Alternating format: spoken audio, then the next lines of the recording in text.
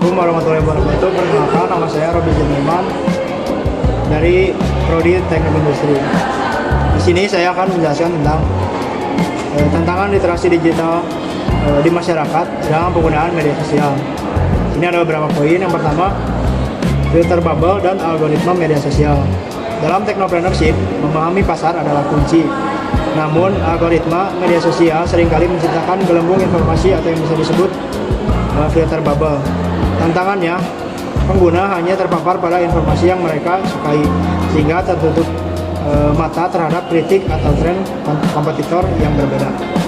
Dampak bagi technopreneur, jika seorang pengusaha tidak bijak, mereka bisa terjebak dalam bias konfirmasi, merasa produknya paling unggul tanpa melakukan riset pasar yang objektif. Solusi bijaknya bagaimana? Di sini melatih kemampuan analisis data lintas platform untuk melihat gambaran besar industri secara netral. Selanjutnya yang kedua, keamanan data dan etika privasi. Seorang technopreneur yang sukses adalah mereka yang dipercaya oleh pelanggannya. Tantangannya, rendahnya kesadaran masyarakat akan pentingnya melindungi data privasi seperti KTP, alamat, dan data transaksi di media sosial. Dampak bagi technopreneur apa? Kelalaian dalam literasi keamanan digital bisa berakibat pada kebocoran data konsumen dan yang bisa menghancurkan reputasi bisnis dalam sekejap. Solusi bijaknya menerapkan standar keamanan cyber yang ketat dan memberikan edukasi privasi pada pelanggan sebagai bagian dari nilai jual produk. Selanjutnya poin yang ketiga, penyebaran hoax dan disinformasi bisnis. Dunia digital sangat rentan terhadap kampanye hitam atau black campaign. Tantangannya, kecepatan informasi seringkali melalui proses verifikasi fakta, hoax mengenai kualitas produk dan legalitas perusahaan bisa menyebar dalam hitungan detik. Dampak bagi technopreneur, kerugian finansial dan hilangnya kepercayaan investor akibat misinformasi yang tidak segera ditangani secara cerdas. Solusi bijaknya, mengembangkan kemampuan critical thinking dalam memproses informasi serta memiliki tim manajemen krisis komunikasi yang responsif di media sosial. Yang selanjutnya yang keempat, yang terakhir, kesehatan mental dan budaya perbandingan. Media sosial seringkali menampilkan sisi sukses yang terkurasi, menciptakan tekanan psikologis. Tantangannya, fenomena hustle culture berlebihan yang ditampilkan media sosial bisa memicu kelelahan mental atau burnout.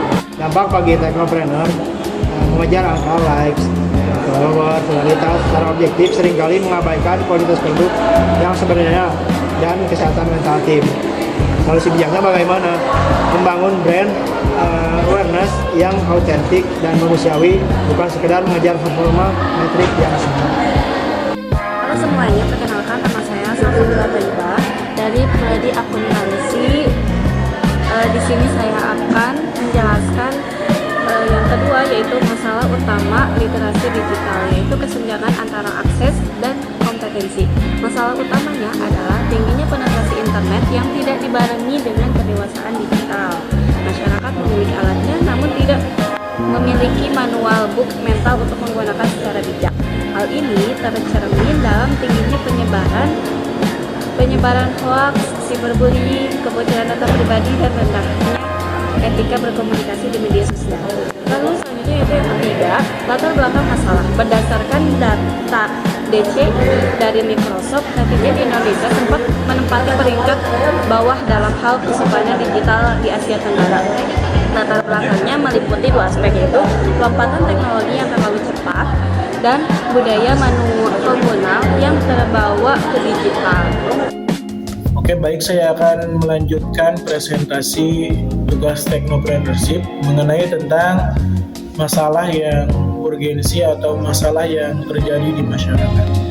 Dan kelompok kami, sebagaimana tadi yang dibahas oleh teman saya sebelumnya, kami membawa tema atau membawa satu permasalahan yang sangat urgensi di masyarakat, yaitu mengenai tentang minimnya literasi digital masyarakat terhadap penggunaan media sosial.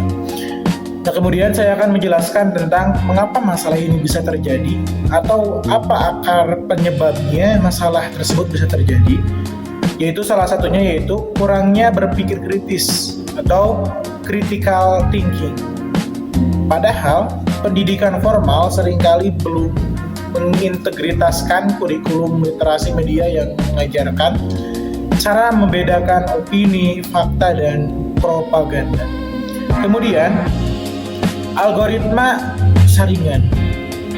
Media sosial dirancang untuk menunjukkan apa yang kita sukai.